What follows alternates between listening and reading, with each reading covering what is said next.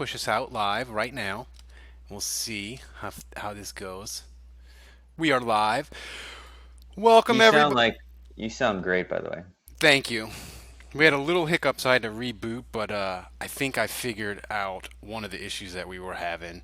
Uh, but the Ethernet should figure it out. So thanks everybody for joining us. So this is going to be fucking either amazing for you guys that are listening live, or it's going to be a disaster. I'm running all kinds of technical things, and I'm like on four. I'm on my third beer, and I did 2 shots to really get me up, and I'm running. It's too much stuff for me to run. This could be a disaster. But anyway, we got Mike from Booking the Territory, and we got Andrew Juge, and we are going to kick it off live. This is going to be either amazing or awful, but here we go. Welcome to Saints History, told and experienced the way God intended it, with excessive amounts of alcohol and cursing. The booze is probably bourbon because... Other alcohols are for rich women on diets. Now, here's your Drunk Saints History host, who is... bombed out of his gourd.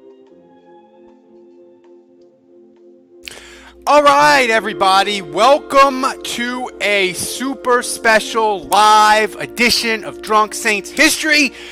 We are joined by Andrew Juge and friend of the podcast. He's almost like, I feel like an honorary member. Mike Mills of Booking the Territory. If you like old school wrestling, subscribe to his podcast. It is awesome. Mike, the episode you just had with Von Erich or whatever his name is from like 1984, it brought back childhood memories. It was like injecting nostalgia into my veins. It's the best $2 I spend all month. Man, those 8 quarters are greatly appreciated too. Let me tell you, man, it helps me live the dream. I'm just happy to be back. I think this is my third or fourth time. I finally get to be on with the great Andrew Juge to talk about a nice topic that we have here, which I stand behind. Drew Brees will never be replaced, but we'll get into more of that later. But thank you, Ralph, for the ringing endorsement for Booking the Territory, the unprofessional old school wrestling podcast, and I stress unprofessional. It is. I can attest because I listened to it on my drive in. It's very professional. So, Andrew, Yes, sir. what are you drinking tonight? Well, first of all, good to have Mike on. As you said, we've been back and forth on social media a ton over the years, and so he's definitely part of the family. And I had a party that a 40-year-old birthday party that I had to go to earlier tonight. It was an earlier thing for me, like 6 to 9. But I started drinking at about 1 o'clock this afternoon because I had crawfish sent to me. So I kind of had crawfish and beer all day, and I followed that up with I was drinking a local beer called Three Notch. I was drinking a Beta all day, and then I switched to Three Notch. But Beta Purple Haze and a Beta Amber were kind of the go-tos this afternoon. I'm drinking Hogarten, which is either a fancy German beer, or it possibly was something that I was very excited to watch on the Spice Channel in the mid '90s.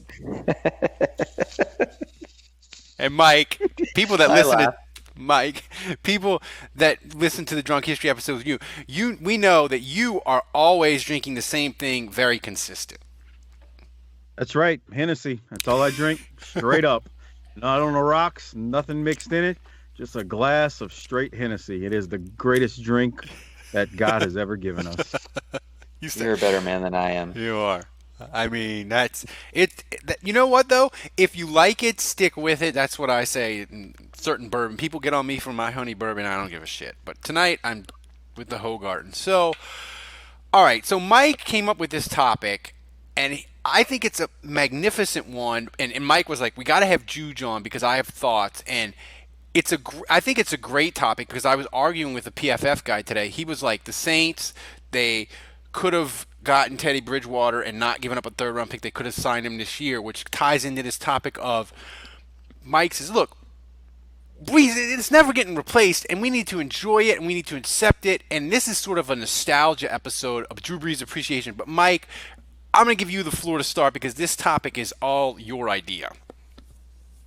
Yeah, I mean, here's the thing. There's so many things that we need to think about when it comes to Drew Brees, and what makes me think about this topic as far as why he'll never be replaced is every now and then he won't go on a rant, but Jude, you'll talk about things like his mechanics and obviously his passer rate, his percentage rating, like all these little things, and it's not just that. Like, just for starters, Drew Brees. First off, we waited how long to get a quarterback like him? So I need you to keep that in your mind first as we're having this Well, discussion I'm that gonna I say he'll stop. never be I'm gonna replaced. stop you right there, and I'm just gonna make a quick 10-second comment before I let you keep going.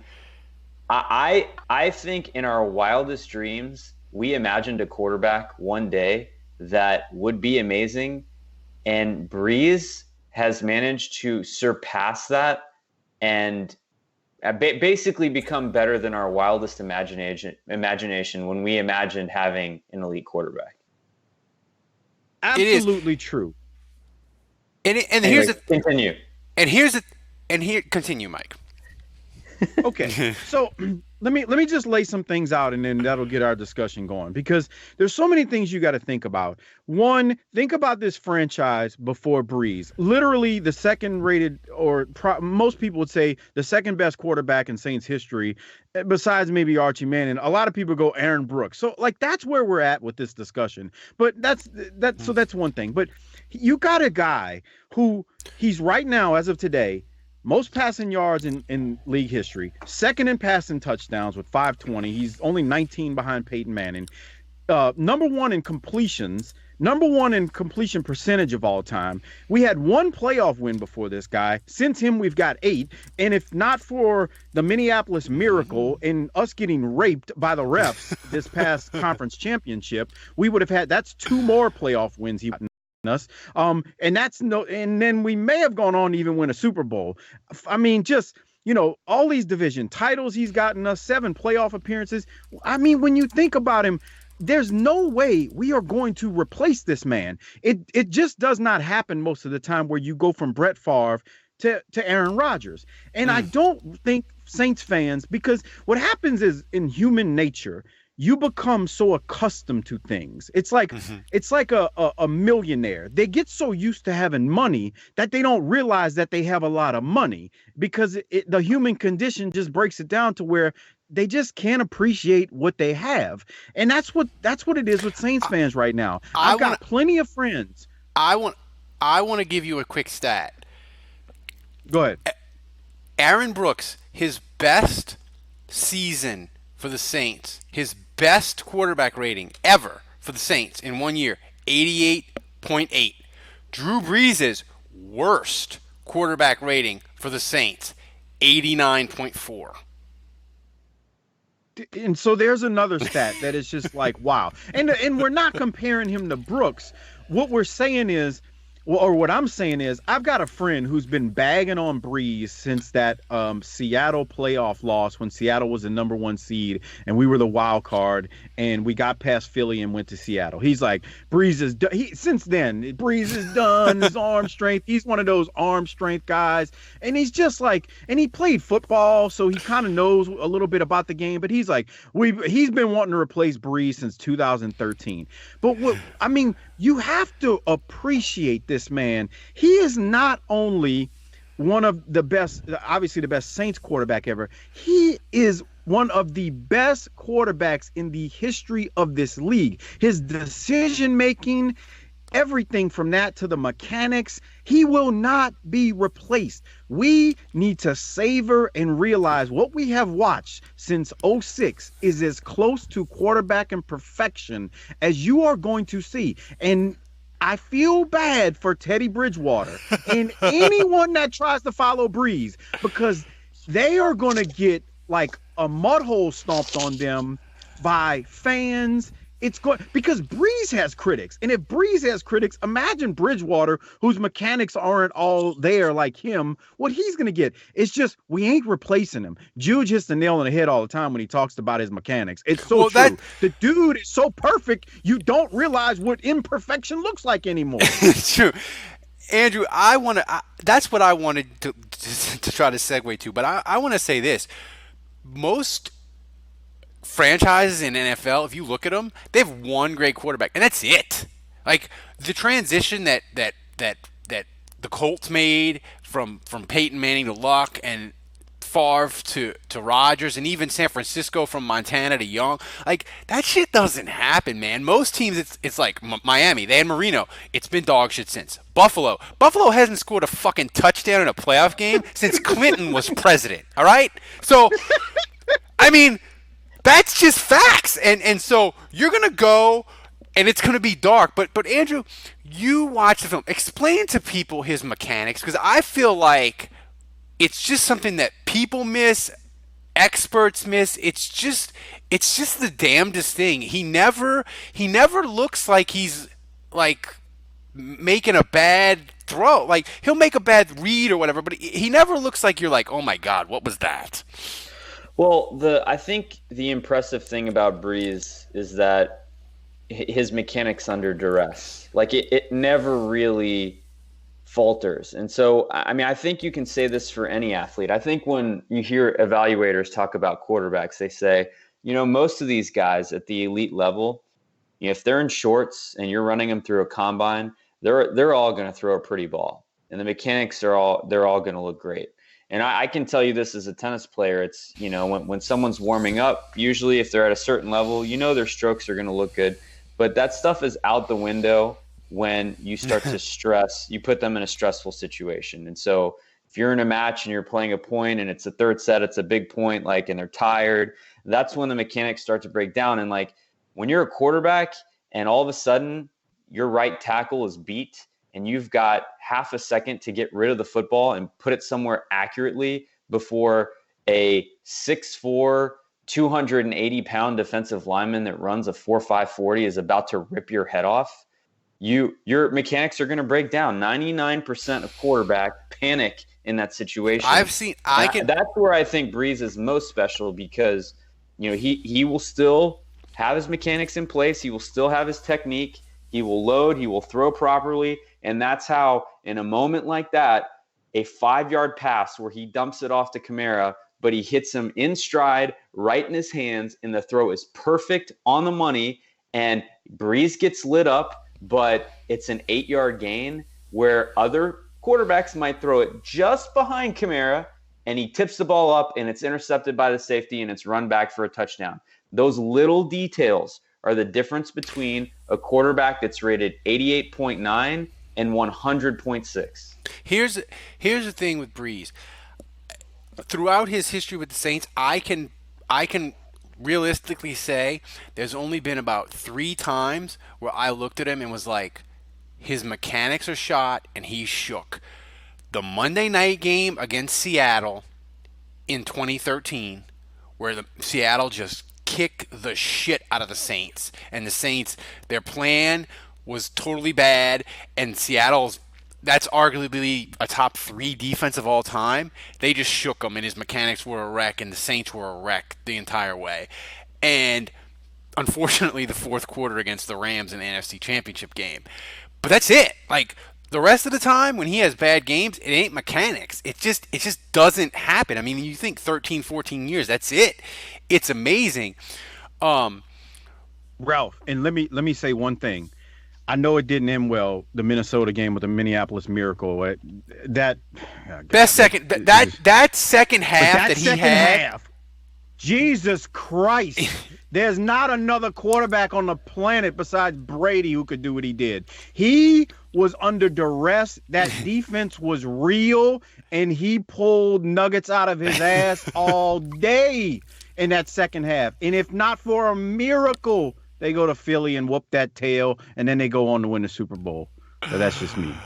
I mean, but that second half was tremendous from him, and it was all him. That 4th and 10 to Willie Snead. Oh my God, my heart was in my throat. I thought I was gonna die. The decision making, the mechanics. He's as perfect as you're ever gonna see. The touchdown to Kamara, Andrew, in that game was just, off the charts.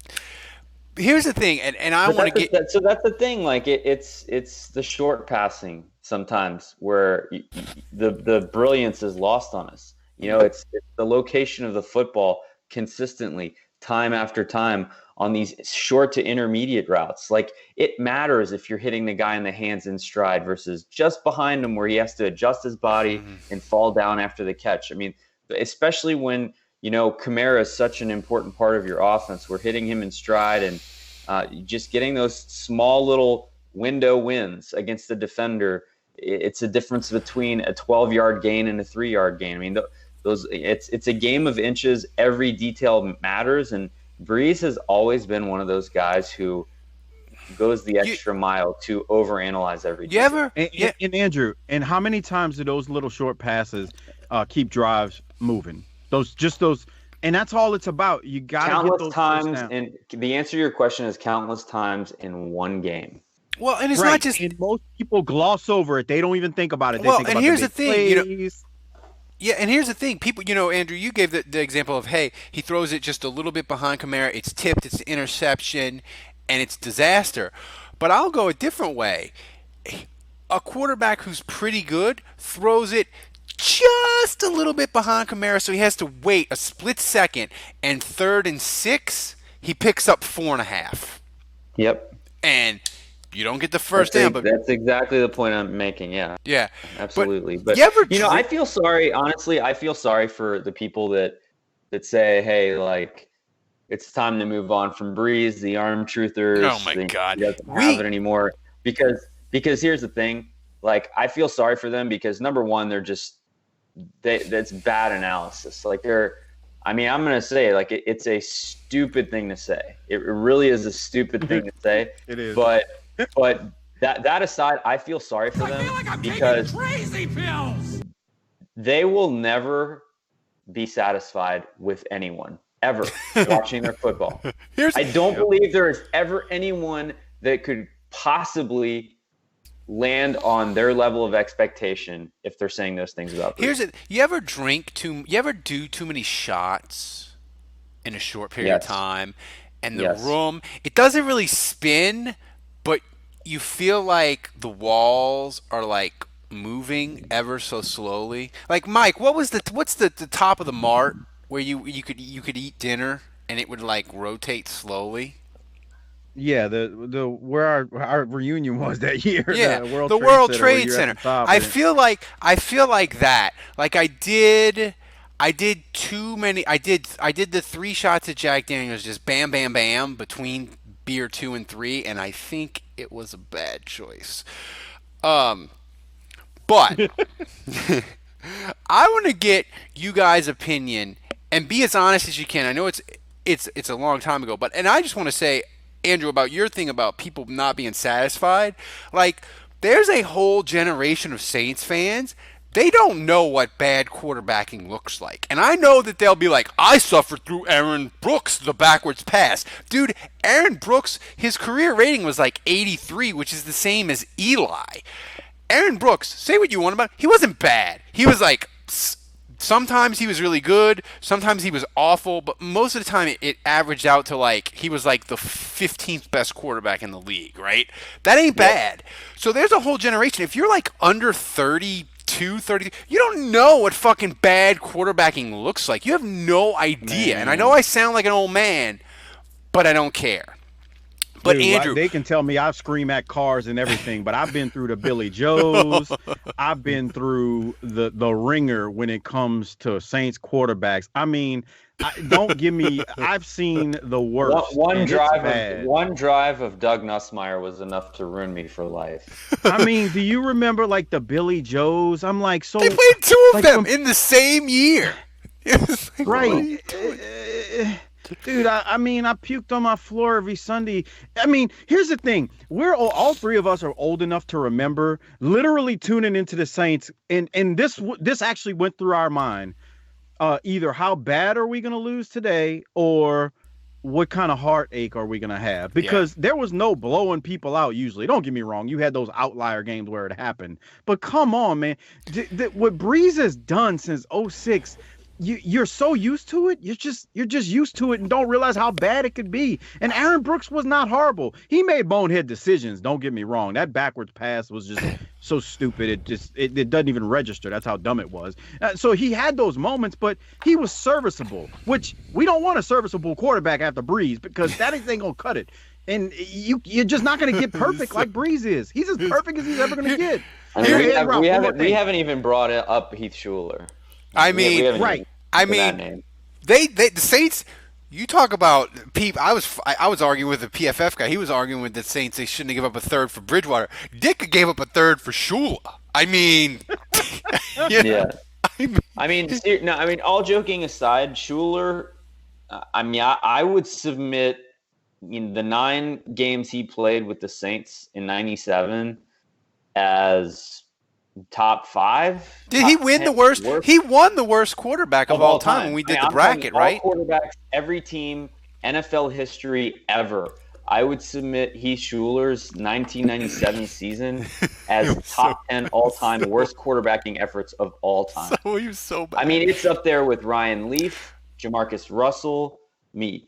There's not too many quarterbacks you can put ahead of Heath Shuler that year. I want to tell a story. For Ditka's first year was '97, and this was like the internet was alive, but it wasn't what it is now. And I remember I will not lie, I was pumped that the Saints got Ditka. I was like, because I love the '85. Oh, yeah. I love the '85 Bears, and I was like, they got Ditka. He's a legitimate coach. This is gonna be awesome. Me and my buddy at the time, Trent.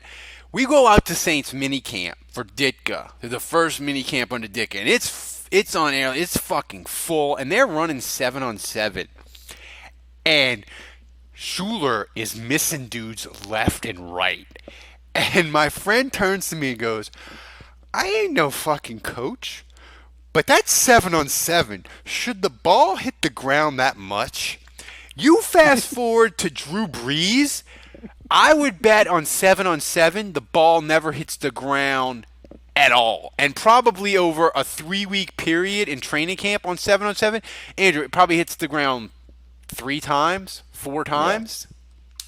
Yeah. I just listen, we can go through like all the quarterbacks in Saints history and how bad they were, but I think this will illustrate the point really well. And this is in keeping with Mike, who just made the comment that he went through Billy Joe Hobart quarterbacking the Saints, and he wasn't even the worst Billy Joe quarterbacking the Saints.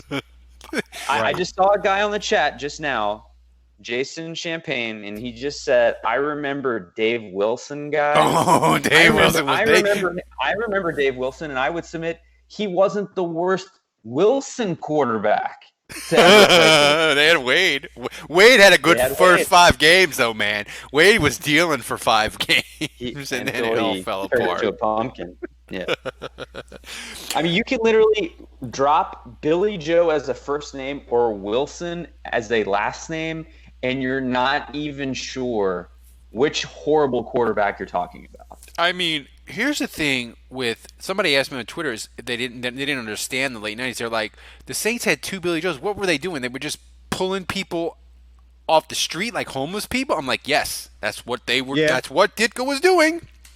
Yeah, that's what happened. I mean, let's be real. They were so inept at getting a decent quarterback, anyone that was even, ranked 20th in the NFL, that they just pulled whatever piece of dirty underwear was sitting on Bourbon Street and put them in at quarterback. This is how desperate the Saints were in the late 90s for quarterback. Kerry Collins, who was quarterback for the Panthers at the time, he said a racial slur to Mushid Muhammad, who was the Panthers receiver at the time, and Muhammad punched him, broke his jaw, and the Carolina was like, dude, you can't be dropping a racial slur even though you're your quarterback. We're going to get you up out of here.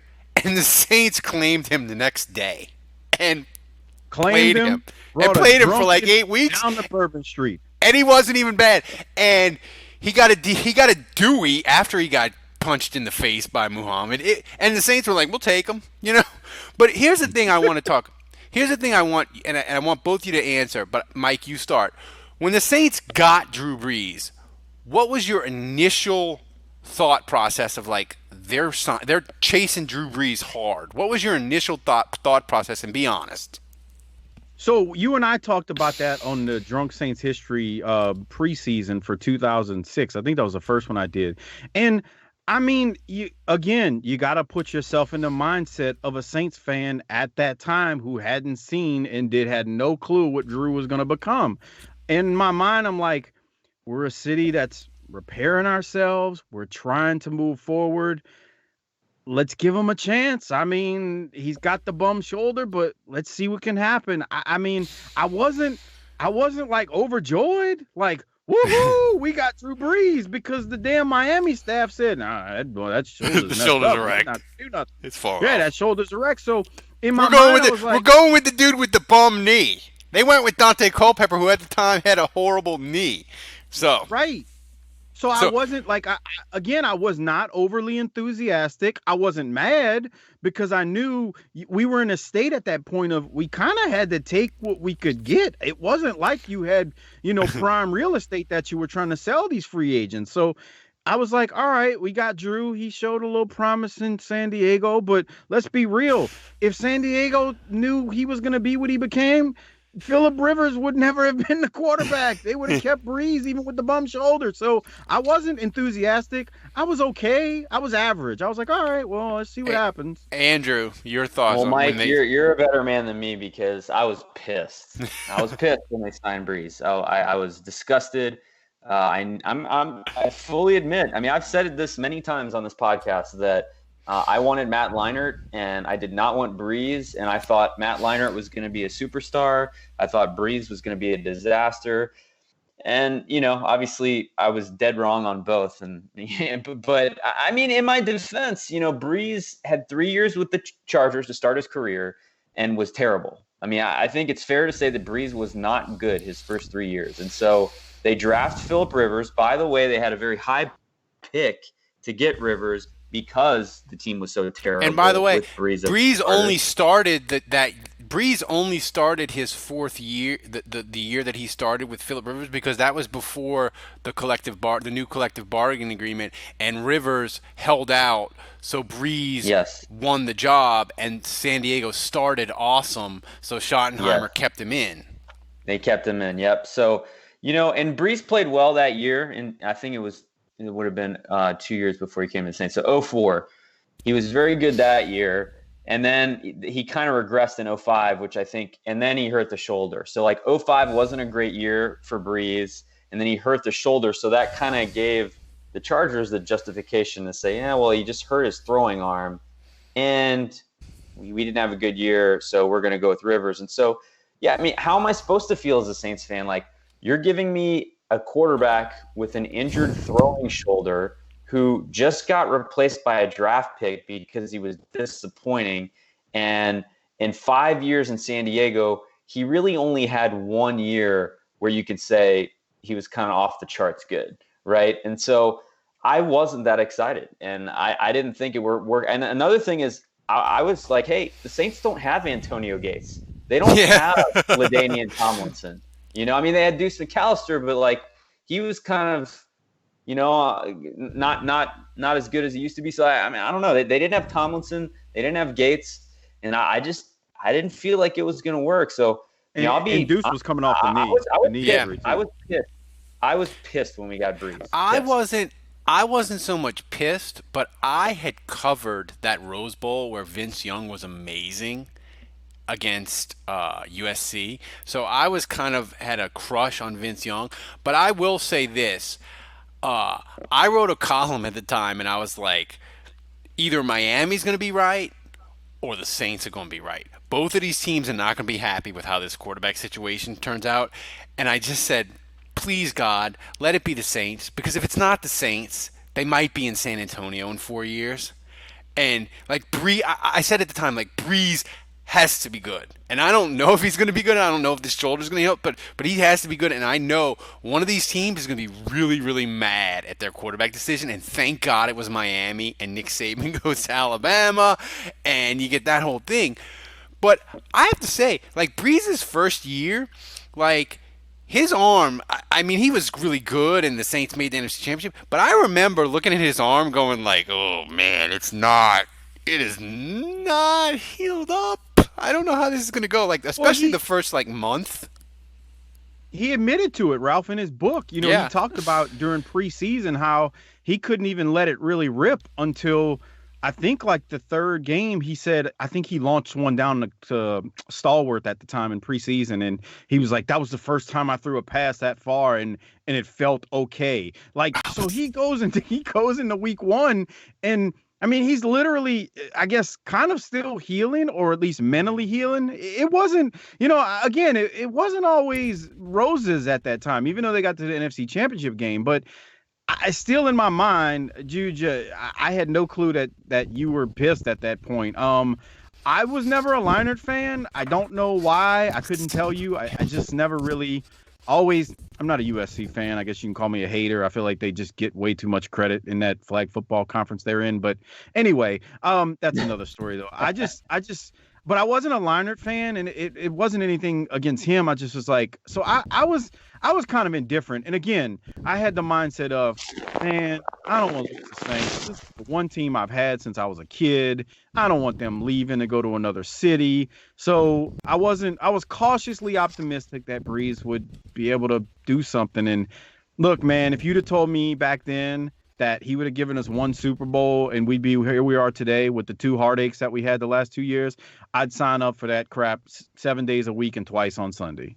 Yeah. Well, I will say, it took Brees, 3 weeks in 2006 to change my mind. And I was all in, and I was like, yeah, I was wrong. This guy's going to be good, and he's going to be really special for the Saints. So, he flipped me pretty quick and proved me wrong. And obviously, as time went on, God, I mean, if you look at his numbers and what he's been able to put up, it's unfathomable. It really is, just how this all turned out. And it's a shame. It's weird to see Saints fans ready to move on. Saints fans that put him down, because it's like you guys said. I can really think of 3 instances. And Peyton Manning to Andrew Luck. I mean, to me, that's been a downgrade, and I know Luck is still pretty good. Andrew, do I sound like a chipmunk? Yes, you sound like a chipmunk. God damn it! And it looks like are we still live? We're live. We are live. God damn it! I do not know what it is. It must be, Mike. I am hardwired into the Ethernet. It must be a Skype issue.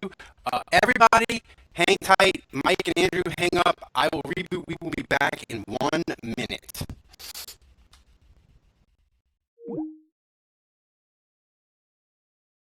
God damn it.